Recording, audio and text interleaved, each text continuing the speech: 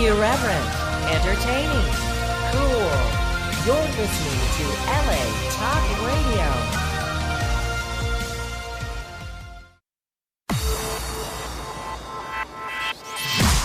You're listening to Reza Riffs with Keith Reza and Alan Lee, right here on LA Talk Radio.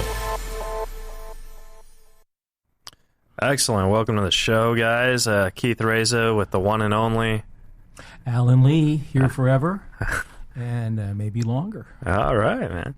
And we're not doing a Zoom show today. We're in the studio for the third time of the past 2 years. Yeah, the COVID.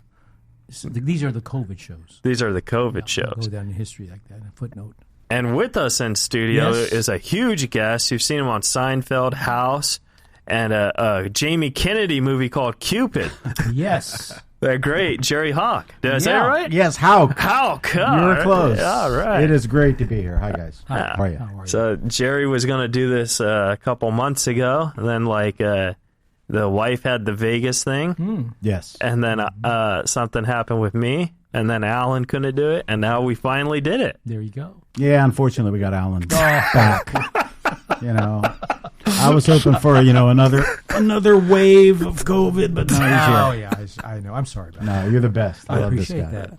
So we were talking before the show. You look exactly, for the folks at home, you look exactly like Don Rickles. I get that all the time. Very close. Yeah. One time I went into a 7-Eleven, and I go into 7-Eleven, and the guy working there says, "When you got out of your car, I see Don Rickles is coming into my store." And I said, "Hey, hockey puck. Would Rickles be getting out of an 89 Honda?"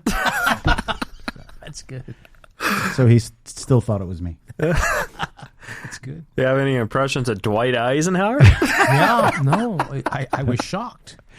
Is he the one who said, "I shall return"? No, that was the other one, the general. Oh, yeah. Okay. The General Eisenhower. General Right. Patton. Same It was person. Patton. Right. Well, they're generals, but this was Patton. Yeah, he was Patton. He was shopping at a Marshall's when he said it. Oh, too. there you go. You know, it's amazing how Alan brought up Eisenhower, because I was watching this movie called The Butler, because we were talking before. I'm a huge John Cusack fan. Oh, man, he's the best. And love him. And Cusack played Richard Nixon, and Robin Williams played Eisenhower. Really? Yeah. He doesn't look anything like me. No. That is wild. Yeah. It really is. So, but anyways, so the folks, to get to know you a little better, you do acting, but you also do stand-up comedy. Not so much. It's more of a. It's not so much stand-up as it is. I have a partner, and we take a theme and do comedy for whatever is demanded that So night. it's like improv comedy. as opposed to going to a club or anything. Right. Yeah, and I bought did things over the years. Wow, murder mysteries. I love murder mysteries. I love murder mysteries too. Hey, have you ever realized, like, during the murder mystery, it was like always the same person being murdered? Yeah, but I was the cast member, so I during rehearsal I had figured that out. Yeah. That was an important question. Wasn't it? It was a good question. Pay attention, Alan. We're going to do. Oh, listen. He's a real sleuth. I did a play, maybe my junior year in high school, and it was called Don't Dress for Dinner, and it was like a murder thing. And I remember, like, on live performances, I was just like, is anyone noticing that's the same person getting killed? Let's switch it up a little. You know? We used to switch it up. By the end of the night, everybody would have been dead. Oh, nice. So it was like Heaven's Gate. I never saw Heaven's Gate. No, it was a bad show. That went over my head. Oh, like the entire cult. movie, No. everyone's career being dead by the end of the movie? No, Heaven's Gate was like a cult where, like, this guy, like, had 300 people drink poison and they all died. Oh, you remember that? Yeah, that was all over the news. But I thought you were referring to a film. No, yes, I thought it was Warren Beatty. Wasn't Warren Beatty had something like that? No, Warren Beatty would have been in Heaven's Gate. I thought. No, it was Dustin Hoffman. Oh, excuse me, my bad. My God. Right after he did Star Wars. How could I forget? But you're also a fan of not liking superhero movies. Do you see how he brought it back to me? He went full circle. Gotta be quick. I'm not a huge superhero Okay. fan, unless of course I was cast in one, then I would suddenly love them to death. I mean, as hypocritical as any actor ever born. But you must have a superhero that you read as a kid. Yeah, but that's not the same as going to the movies and wondering why there's a 15th Batman movie. Yeah, that's true. Yeah. That's a lot of overkill. But yeah, when I was a kid, I loved Batman and Robin, the show on TV on Tuesdays and Wednesdays or whatever it was. It was 2 nights a week. Wonderful. You know why I liked that show? Because I felt it wasn't a superhero show; it was a comedy show. It was. It was for the kids in many ways. Yeah, like you watch the the movie with that, and like there's so many jokes that I think people don't catch. You know what I mean? And it's like, oh, these, like, come on, the shark. A shark is like a puppet. You know what I mean? And like he makes all these shark jokes. You don't know what I mean? All right, whatever. What's he talking about? I'm lost. Shark. Which shark? You gotta watch the 1966 Batman with Adam West. The movie, yeah, the actual feature film, as opposed to the series. Yeah, it was the same thing. Exactly the same thing, except the movie had a shark in it. Yeah, that's right. Right. And there was a Batcopter. Yeah, and a boat. Yes. Yeah, and that was another thing. Like, so this is probably my Asperger's kicking in, but like, so Batman's getting like eaten by a shark, and he calls for Robin. And Robin like does gymnastics, and someone's still driving the Batmobile. You know what I mean? Yeah, right. I think that's funny. Later on, remember they used to climb up the wall, and then some celebrity would pop out? That's right. That was the hilarious. shark popped out one Oh, episode. that's hilarious. It did. Yeah, that's right. And Sammy Davis Jr. Oh, Sammy Davis Jr. For God's sakes, Vegas again. Yeah, he was great. See how he brought that back? That was brilliant. I've brought that back to Las Vegas. Imagine how much better it'd be if you guys were paying me something. Oh my God, we're paying you with love and support. That's even better. It's sliding ruler. Now, Jerry, you have a great acting career. People don't realize, but you've also worked with so many great legends. How does that help your acting skills? We learn a lot every set you get on to watch how people are and how great they are. And we were talking about Seinfeld. To watch those performers, it was just like, oh my God, this is like a master class. Sure. You know, I did a movie with Charlton Heston. Oh, one of my favorites. Yeah, and I learned absolutely nothing with Charlton Heston. Oh, he was half bagged. He was hammered the whole time. I'm learning how to walk when I'm drunk now. Yeah. That's great, Chuck. Oh, Chuck. I didn't know that tidbit. And then he told me to get his hands off him, called me a filthy ape or whatever. Well, there's some actors you don't learn anything from. Like, I did a movie once with Andy Dick. I learned nothing. Oh, shit. Forget that. I'm sorry. Andy, wherever you are, I love you. But I agree. I think he's really good. Oh, no. As an actor? No. He's a terrible actor. He's a great comic genius, though. Look, you guys have been in movies. You know, all you have, they need to get one take right. Yeah. You know, it's like, okay, wipe the drool off of him, and if he can say the lines, we're moving on. It's not that hard. Yeah, it's not 10. It looks so good. Have you ever seen those making of movies, and then they show the off camera of it, and it looks so fake, and you're going, this is ridiculous. And then when you see the final product, it's like, you know what? A movie is great. A movie about movies is Apocalypse Now. Or was it the one they show? They show the director on the set. Coppola. This is Francis Ford. And not Sid Coppola. Francis Ford. Thanks for telling us that. Speaking of Francis Ford, his cousin is Nicolas Cage. That's right. Yes. And you worked with Nicolas Cage. Yes. So tell us, you said your Nicolas Cage story. I did Matchstick Men, and I was actually hired as Sam Rockwell's stand-in on this movie, because sometimes times are tough and we do what we can. Right. And you look like Sam. He's 5'8", $160, and I was 5'10", 230 at the time. So somehow we made it work. But anyway, Nick Cage was, what's the word? Not cool? Not cool. Very uncool. Wow. One day, he brought his fancy Harley Davidsons and had them parked in front of his dressing room, and then yelled at us all out the window to stay away from my motorcycle. That's not the right. movie. And he never spoke to the writer ever once. Never said hello. Never spoke to them. Wow. But in his defense, also, he had a stand-in, a guy named Michael Kyrus, who did all his movies and was on a full actor deal. And that guy was really Very cool. low. Yeah, right. He was so cool. Yeah, sure. So here's a quick makes story. Ridley Scott gave me a part near the end of the film. I drive Nick Cage around in a taxi. So whenever you see Nick Cage in a cab on a pan, do you know the movie where I didn't see it. That's helpful. Thank you. That's that. I'll see it. I saw Adaption, if that helps. Yeah, it's just like that. Anyway, I'm a cab driver, and Nick Cage's stand-in tells Ridley Scott that I do a good Jack Nicholson impression. Okay. Oh. So Ridley Scott says, "Oh, let me hear it. I said, "Well, how you doing, Ridley? It's good to see you, pal. How the heck you been?" And which I haven't done this impression for a long time. So You knocked it out of the wind. Yes. Imagine if I had my sunglasses. Very nice. Anyway, he says, "Oh, it'd be great. It'd be great. You do your lines. You talk to Nick Cage. You put on the sunglasses, and you do it as the cab driver. You're Jack Nicholson, the cab driver." So I'm like, God, this is not going to go over big. So anyway, we do the shot, action. I turn to Nick Cage and say, "Jesus H. Christ, pal, how the hell are you? What are you doing?" And Nicolas Cage is looking right through me.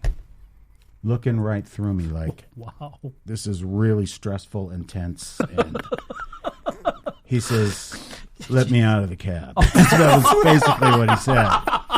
So then I hear voices in the background going, and Ridley Scott comes in, he sits down, he goes, "Well, we got that." And I'm like, "Oh, no." So anyway, to make a long story longer, about a year later, I was working on another movie, and they were standing around the set, and some guy goes, "Jack Nicholson, the cab driver." And I went, "What?" He goes, "My wife edited that movie, and Ridley Scott loved your scene. He kept it in right up to the very last cut before they froze it out." Oh, Is that something? That's awesome, though. That's great. Anyway, that's my story. You didn't If have this to- was like the Tonight Show, they'd be clapping. Oh, right yeah. now. Yeah. The audiences are clapping on the Twitterverse. You weren't able to get a copy of that segment? Oh, you know what? I thought it might be on the, when the Blu-ray thing comes out, but I've never seen it. I've never seen the scene. Do you enjoy watching yourself on like your work? Yeah. Or you do? Yeah. Nice. I can't stand it. Like Some when people like it. Well, you haven't seen much of my stuff. There you go. It's missing there. No, I meant my stuff. I can't stand it. Like, yeah, I'm it is singular in your case. Yeah, I'm like, oh God, I actually did this. Like, Really? click. See, I have a theory as an actor, and that is, I'm the actor. I'm there to serve the material. Mm-hmm. So if the director, who has the vision of what it's going to be, says, "Cut, we're moving on," that means I was good. Yeah. Right. So Yeah. I don't second guess anything I ever see. I agree 100%. And so, to answer your question, I love seeing myself. I think it's great. That's awesome. You know? Well, I told you I would tell you my Nicolas Cage story. Yeah. Okay. So I wrote Nicolas Cage's manager's name was Patrick to do this show, and I was like, hey, I actually heard a rumor that Nicolas Cage is, I don't know if this is true or not, this is just what I heard, but I heard he is so broke that he has to do a movie, like one movie a year, just to survive. Yeah, did he have like tax problems or something like that? Yeah, So- I believe that. Yeah, so I heard he was so broke that he doesn't even care about the script, he'll take it, And I'm thinking, and I was told as a writer to write movies with actors in your mind. So when I write a whole bunch of John Cusack, Nicolas Cage movies because they're my favorite actors. Mm-hmm. So I asked Nicolas Cage to do the podcast, and his manager was like, "Oh, he doesn't do it unless there's money involved."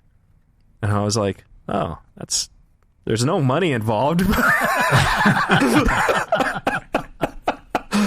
But I'm a huge Nicolas Cage fan. Now, there was a rumor when he was a younger actor that he was on unemployment and collected unemployment. He would go down there and stand in line to get his unemployment checks back in the day. Wow. I mean, that's the thing about rumors. We probably shouldn't be dishwashering them, but I mean, that's what I heard. Right. So I thought it would be a perfect time to interview him, especially with COVID. You know what I mean? Like, you're not working anyway. But whatever. That's my Nick. It was a rude no, No's tend to be rude. Yeah, especially on an email form. You ever get a bad email? Oh, well, we talked about Yeah. my previous murder mystery life. Yeah. it ended via email. Not as badly as the coach of the Raiders. Oh, yeah, right. Nothing like that. Yeah, no. But yeah. What happened to that guy, man? Holy! I heard he got like he resigned because he was like not a good in this coach. day and age, he's just they're gonna figure out. They're gonna find out. Remember a few years ago, the guy who wrote Green Book. Yes, The movie. They found some tweet of his from 5 years ago to Donald Trump, and he got into all kinds of trouble. Oh my God, ridiculous! You know. Well, It's so funny how like this, because I know this guy named Shane Goliath who got on SNL like 3 or 4 years ago, and before he even started, some independent contractor guy named like Seth Simons or something, he literally stalked Shane. He listened to all his podcast interviews that he did, and he took out a clip where he was making like a joke about Asians and stuff, and he just like tweeted it. He's like, Shane, I was like, dude, that you got to have like serious issues to listen to 1,000 podcasts just to ruin one guy's life. You know what I mean? Especially for me, people say, how was Nicolas Cage or how was so-and-so? And, these are a split second out of these people's lives. Yeah. For me to say, oh, so-and-so is a jerk, it's like, well, Maybe they just had a bad day. Yeah. Or a bad hour. Yeah. I heard Charlie Sheen was cool, and I heard you worked with him. I did. I worked with Charlie Sheen, and I can tell you, he was so cool. Wow. He was great, and he was working. They were doing that show, Anger Management. Did he like your Jack Nicholson impression? We never got around. But he said your Eisenhower kills. So. So it was weird that he even knew that. Oh, talking about cool people, we were just talking about that actor you brought up. He did the pawnbroker. Rod Steiger. Rod Steiger. Yeah. Listen, I have a little story to tell about Tell us. Yes. Jerry is fascinated. I love Rod. Rod Steiger was so nice. He was awesome. I was coming back from an acting class. You might know the teacher, Jeff Corey. Sure, of course. Famous. Wonderful. May love me. I was coming back. And, well, he wasn't perfect then.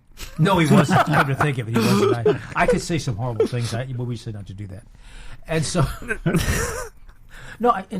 we pull over to this roadside diner with salads and all. Where? Just like as you approach that fish place, before the fish place on the space. What city are we talking about? Malibu. Malibu. You said that already? No, I didn't. Okay. Jeff lived in Point Zuma or something. Like that. All the listeners are wondering what city. No, listen, this is very California, so they can look this Yeah, up. but we also got Google. Listeners in Germany and New York. Well, Right. they'll have to use Google. I always do that, though. Interrupt and get more details. Really quickly, because I want to hear his story. We pull over, and who is sitting there having lunch at one of these wood tables and everything? And I meander and says, I really love your work, Rod Steiger. Rod Steiger. Yeah, he lived out there. Yeah. And you know what he does? He says, come here. Have lunch with me. So I spent about 30 minutes. What year was this? Did you ask him to do the podcast? Listen to that, Lisa. This was He wanted money. yeah, that's right. This was decades. This was, I guess the stone. Well, how old would you say he was at the time? Oh, he was at least 58, 60 years old. Oh, wow. Yeah. Still very vital. Oh, very. And I says, I just got back from Jeff Corey's class. And this is sort of funny. He said, oh, yes, I know Jeff. He's still teaching, isn't he? Oh, man, that's cold. Hey, do you remember there was Jan's Video? It was a place where actors, this is way before your time. Yeah, but Alan's Because time. we Googled when you were born earlier. And I know this is before your time. When you Google it, it says 1991. I don't know who says that. I was born in 87. That's weird. I know. Jan's Video is a place where actors all did their reels back in the day. Okay. And it was like on 3/4 inch or whatever it was. Sure. So I go there. It's in Hollywood, right in the hills over the Cahuenga. I go in there to do my thing, and Rod Steiger is in there, and he's updating his video. Oh my! And we're like, oh my God, all the stuff you've done in your life, you have to update your video. And he said, casting people don't know who he is. Oh my God! It was pretty sad. Is that something? Wow. Yeah. So I was Rod Steiger's stand-in, hand double, stunt double.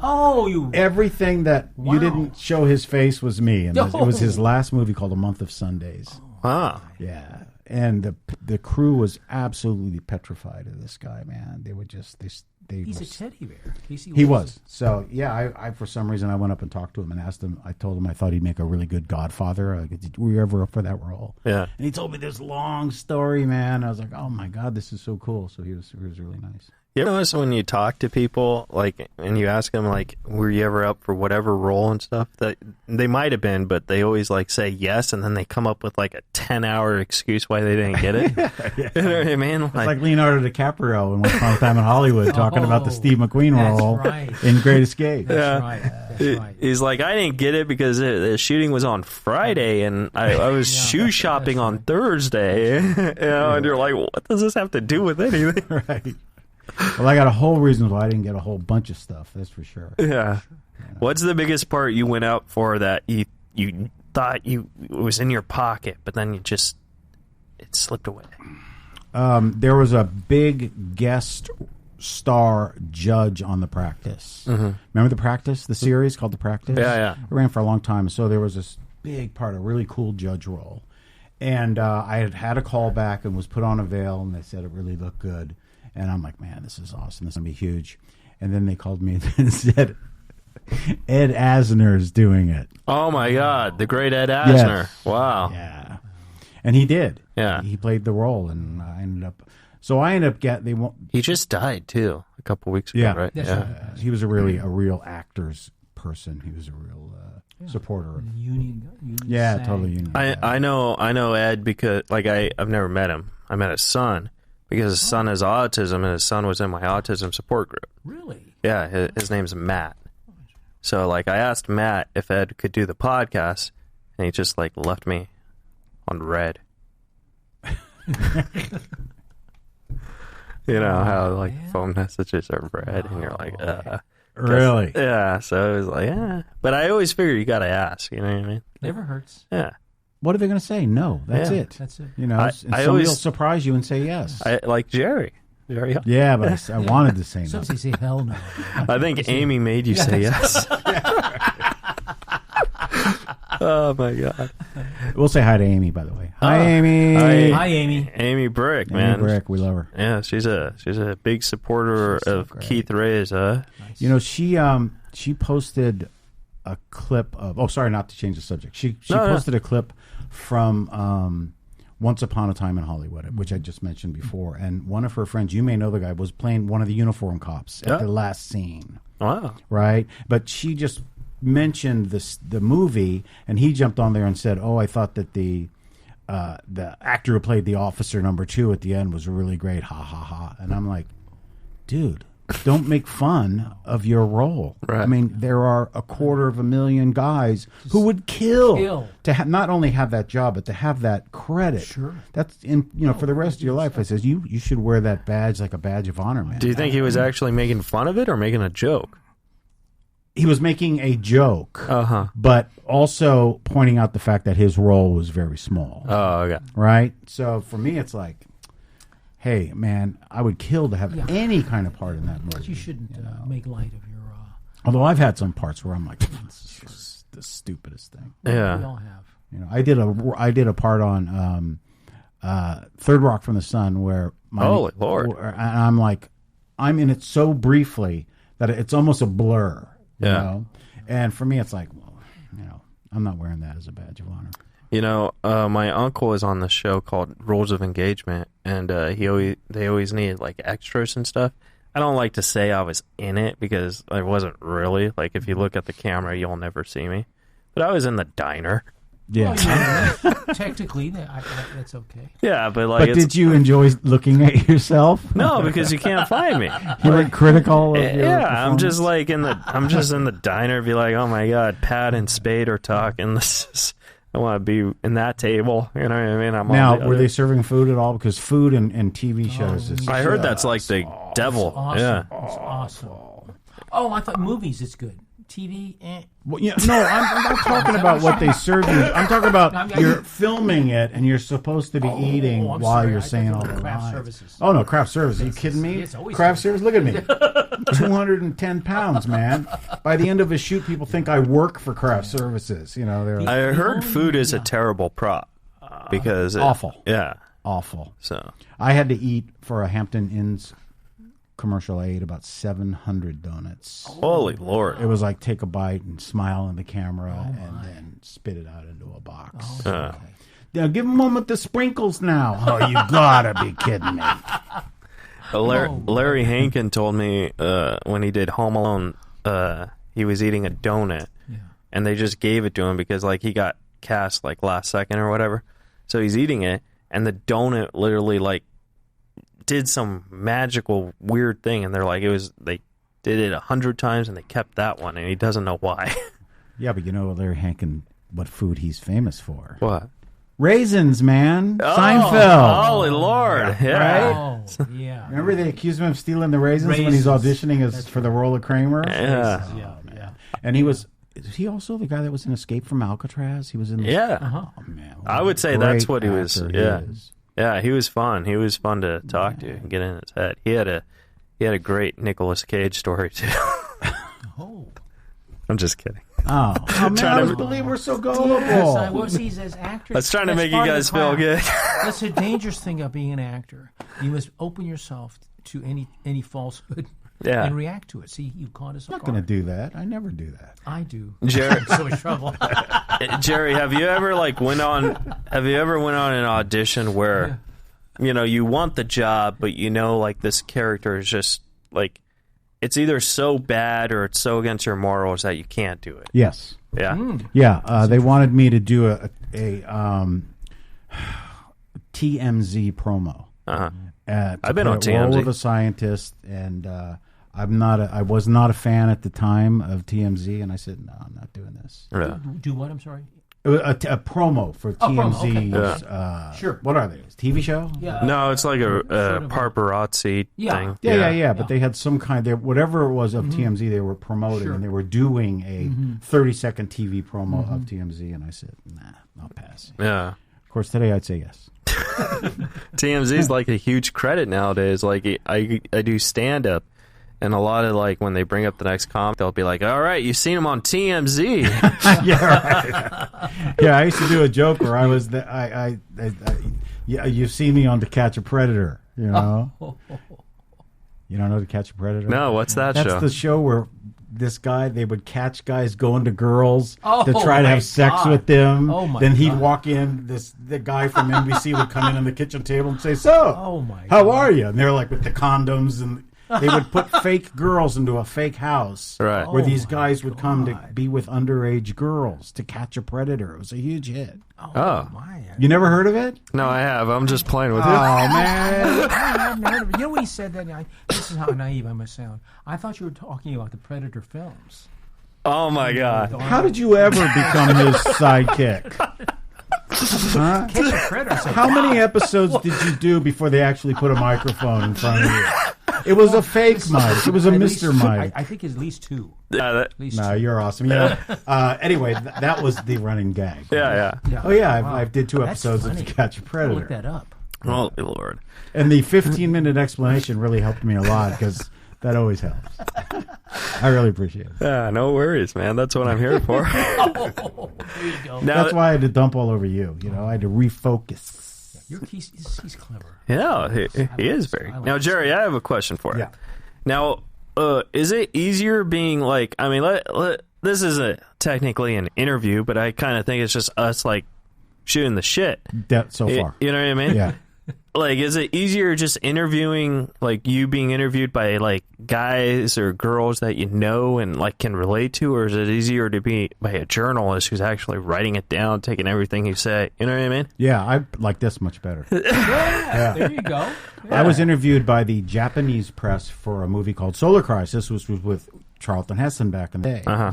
And at the end of the interview, I had an interpreter for the whole thing. He would ask the question in Japanese, and I'd answer, and he'd turn and he'd tell the guy the thing. That's what an interpreter does, right? Sure. Right. Follow me? Yeah, I do. And Very so then I said, listen, guys, I got to go. I'm heading out to the racetrack. Breeders' Cup racing is today. Yeah. Breeders' Cup. And so the Japanese guy asks, and he says, he is asking you, do you have any good horses for today for him to play? Holy Lord. And I said, tell him to pick his own losers. And that was it. I was out of there. That's good. I like that. That's funny. What was the question? Oh, like, do you prefer being like interviewed like here or where it's like more press serious? No, this is great. This is more fun. Yeah.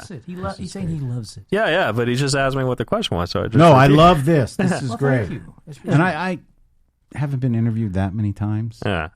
over the years. Not that many times. This is the part where you lie. Well, I mean, No, this man's a gentleman. This Yeah. man's a class act. You know what? I think you could. Are you on Cameo? What's Cameo? Oh, Cameo. Then I must not be on it. I was gonna say I could get you on Cameo.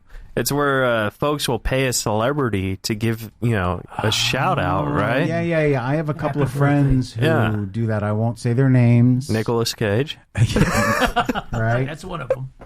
They have Dead Cameo now, where the person's actually he recorded it before they die. Wow. Yeah. And you can have them. That's nice and morbid. Yeah. Like It- that. It's so weird that they actually do have Dead Cameo. Mm-hmm. I know. Yeah, like my friend just died a couple weeks ago, and he, Norm, and he was on Cameo, and then they released all his cameos that he didn't. I was like, that's kind of weird. Yeah. Hooray for Hollywood. He was the funniest guy. Wasn't he wonderful? So funny. Yeah. Genuinely hilarious. Listen, talk about sweet guys, nice guys. Oh my God, this guy was unbelievable. There's no justice in this world. No. He, And I don't want to get all serious. Yeah, he No. put up with me for 7 years, so he's a sweet guy. Wow, that's Yeah. awesome though. What a gift for you. What a Yeah. wonderful thing. I mean, you're putting up with me for 60 minutes. So. Not necessarily. You got somebody for the second half hour of the show. Come out of here. Don Rickles. You come back and start. He's the Dead Cameo. They got all kinds there you go. of hockey puck Look all at over that the place. dead cameo. you ever go to I always think that this would be funny, like, since you look like President Eisenhower and Don Rickles, you could go to a grocery I looked store. more like Eisenhower before he was elected. Yeah. All right. You could go to a grocery store, and when they recognize you, just be like, oh, thank you. Like, totally act like that person. And then the cashier, is probably a moron. You could Google him. These dudes died like 10 years ago. Well, when I went into the 7-Eleven as Rickles, he was still alive. Yeah. So otherwise, the guy was off the hook for that But one. you have to be history buff if a lot of these people out there they don't even remember who Eisenhower was. Like he could never give the line to any clerk and say, "Beware of the military-industrial complex." That was a quote. I think people would forget that, but I think everyone... Okay. Nor would I want to. That's Yeah. the problem. You got to add a comic twist to the end of it, though. You have to add a lady at the end. I did not do that. I do agree with Alan, though, because I think that everybody should know the presidents of the United States. Be nice. Absolutely. You don't necessarily need to know what they do, but you need to know, what they did. You know what I mean? As opposed to just who's on the coin and on the dollar bill. Exactly, yeah. Right. I go to college, and I already have my AA, but I took a history class just to, for fun. Mm-hmm. And I'm not really political or whatever, like I'm kind of neutral. But one thing I don't like is when history teachers teach bad history. You know what I mean?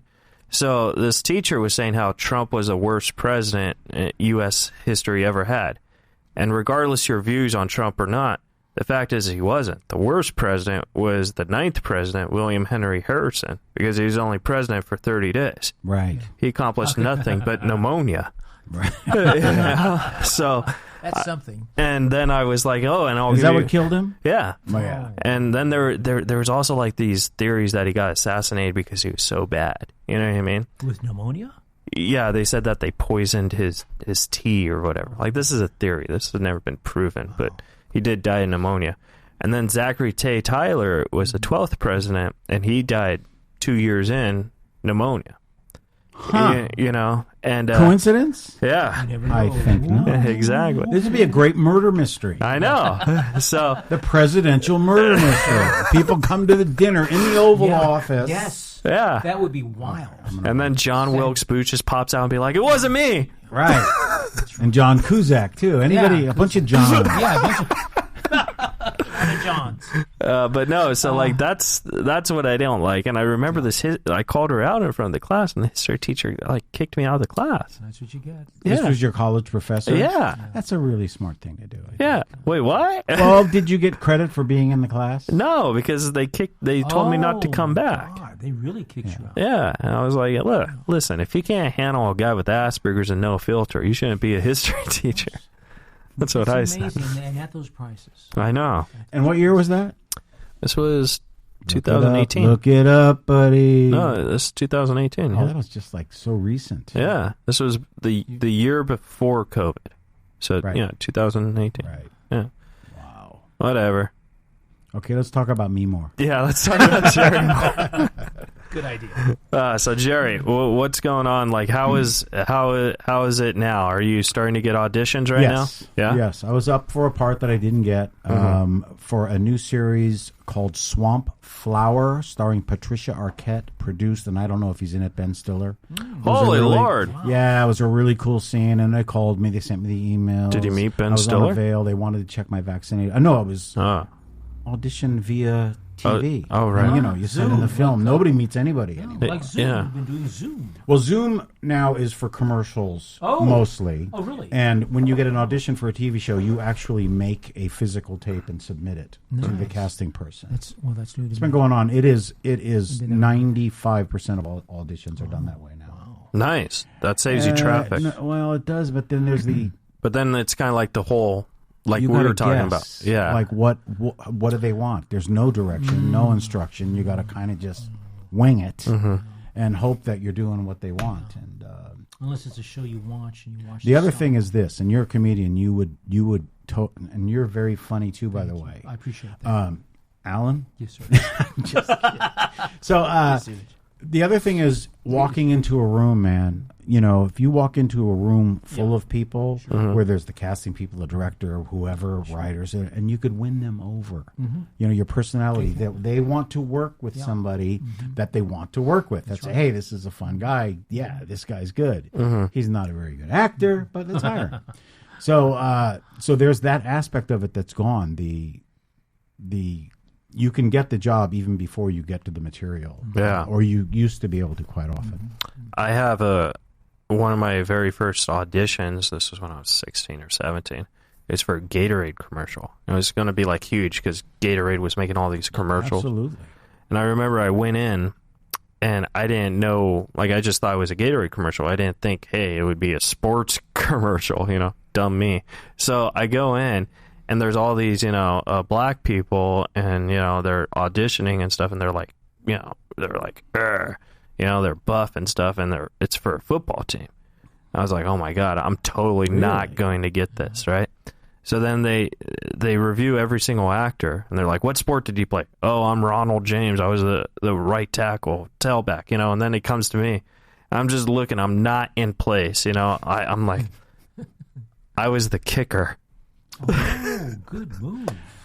So you made that up? I was the made kicker right on the spot? Yeah.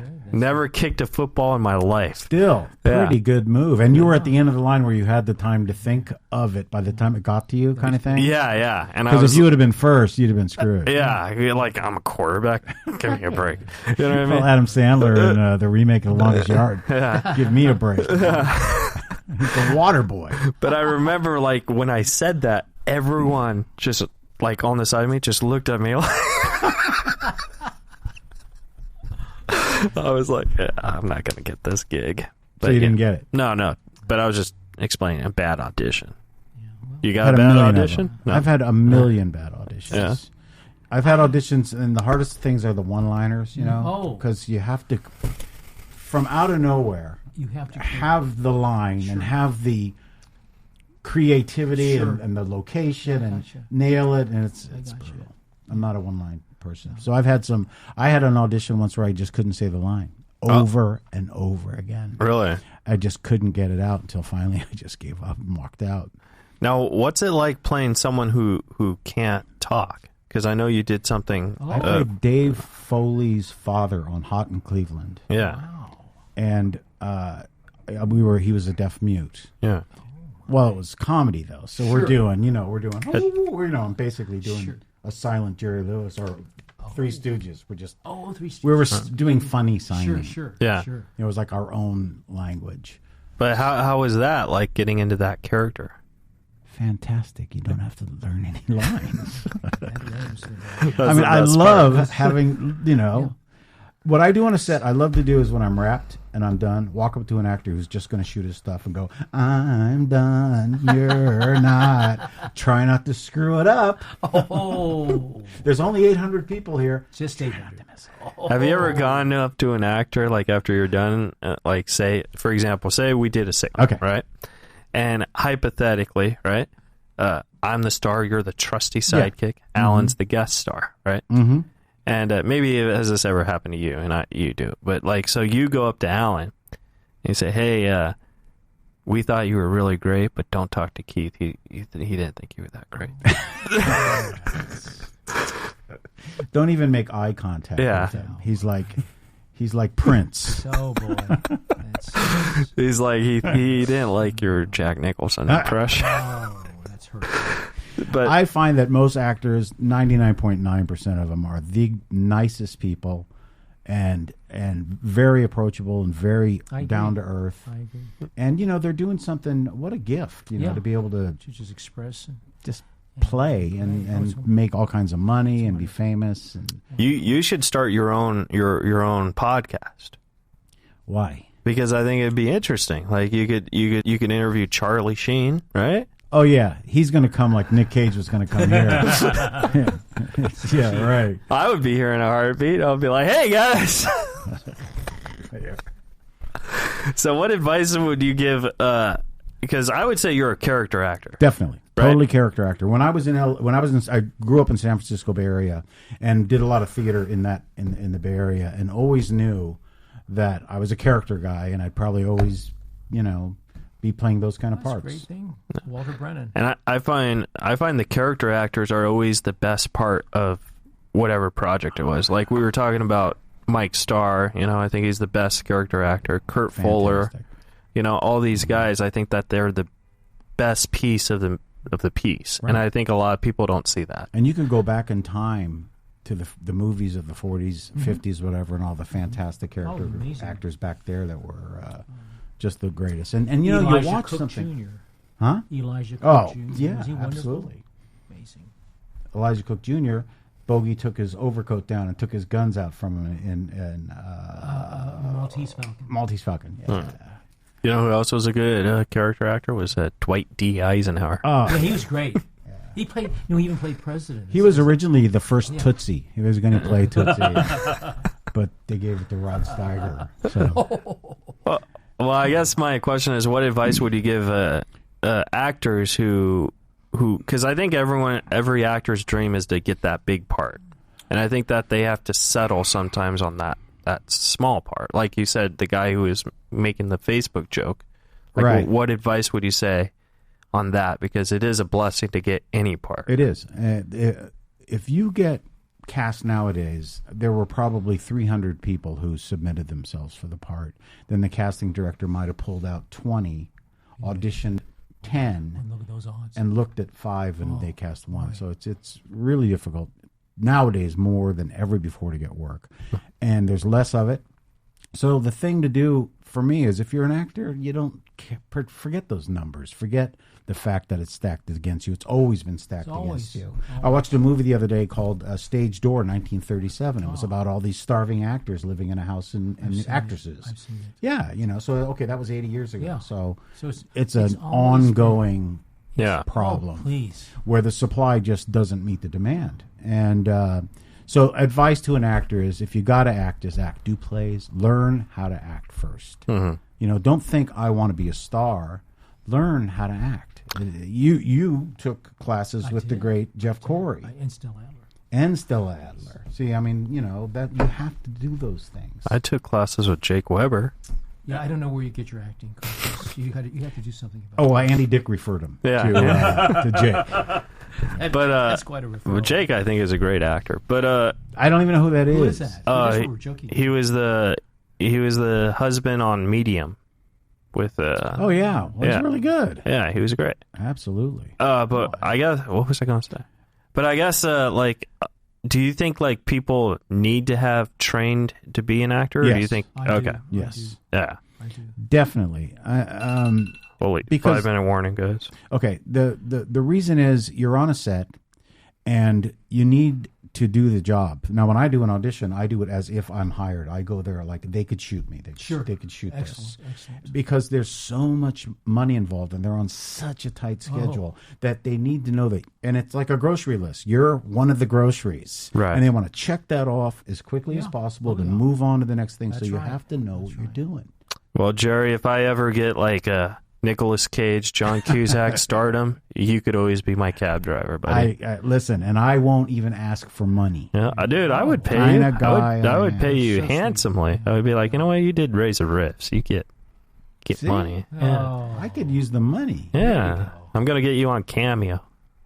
how sweet. just as long as it's not dead cameo. Oh, no dead cameo. Now, Jerry, where Look can at the the folks where can the folks at home follow and support you if you want them to be? I'm really not. I'm kind of like old guy, Right. old bald fat guy. Where can they find Dwight D, baby? I'm on Facebook. Ah, That's about Facebook. it. That's nothing All wrong. right. That's good. You know, There's nothing wrong with that. That's good. So should they look at your website, donrickles.com, or yeah. They can just call me. Really, I live on in Studio City. Hawk Okay. is your But drive he's by. on Facebook. well, let's say this. Okay, if a director's listening to this and they say, "Oh my God, I love your voice," how will he be able to find you? Oh, IMDb. IMB. There you Yeah, I Okay, have all kinds of film demos and stuff like that. and obviously your managers info's on I that. have managers, Okay, agents. cool. So they can I get appreciate that. so they could get ahead of you. Yeah, They- and I've been okay. hired through IMDb on numerous occasions Oh. from totally strangers. Yeah. Fantastic. And you might get hired on Razor Riffs. That'd be cool, baby. That's money, right? Yeah, pop out of a cake, probably, or something. All right. Well, we got to wrap up. Alan, you got anything coming up? Any shows? You know what? I'm so. You and Jerry should do a show. I love Yeah, Alan. Yeah. I love we this should. guy. Thank you. I Do love a this. stand-up This is comedy wonderful. team show. I feel the energy. This man's wonderful. And We didn't let you talk enough. I No, think I you know, hogged everything. No, you're the guest. He's the I didn't say sidekick. anything. For God's sakes, I'm just, All right. I'm just Robin. Where's You know, the shark? I will say, He jumped it half an hour ago. yeah, I don't know what to say because I've been so slack. All right. You know, and then I was going to do a bunch of open mics, and then I fell asleep the other night, and that's what's happening. I keep falling. Fell asleep while you were on stage, like a somnambulent comic, or No. As I was deciding to go to the mic, I fell that's asleep. that's no good, dangerous. man. No. Well, Very bad. we got Very bad. we got to wrap this up, guys. So, okay, subscribe, rate, and review to the show. Jerry, thank you so much for doing Listen, it. Thank you you, guys, Jerry. I love you guys. You're so nice, and I'm genuinely appreciative. So thankful Thank you to be here. coming. Thank All you right. so much. So thank you. Thanks to Amy Brick for hooking me up with Jerry. We love you, Amy. Thank you, Amy. See you guys next week. You're listening to Reza Riffs with Keith Reza and Alan Lee, right here on LA Talk Radio.